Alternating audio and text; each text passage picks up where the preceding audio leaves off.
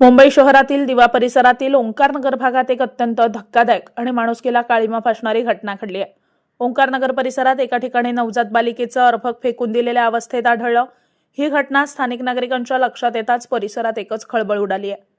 प्राथमिक पाहणीत हे अर्भक 5 ते 7 दिवसांचं असल्याचं नागरिकांच्या लक्षात आलंय। अर्भक स्त्री जातीचं असल्यानं केवळ मुलगी असल्याच्या कारणावरून तिला फेकून दिलं असावं असा संशय नागरिक व्यक्त करतायत।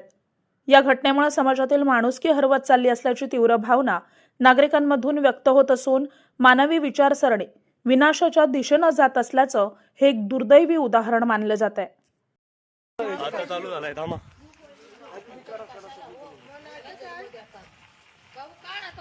ठीक आहे चालू ठेवा व्हिडिओ। फडका पण दिलाय तो गुंडाळ आणि एवढं जोरात फेकलं ना तसं गुंडाळ नको रे पूर्ण ते।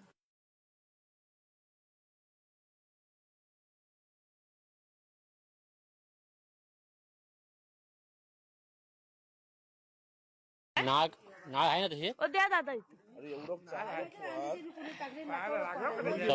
मुलगी आहे ना म्हणून टाकलं नेऊन सोडायची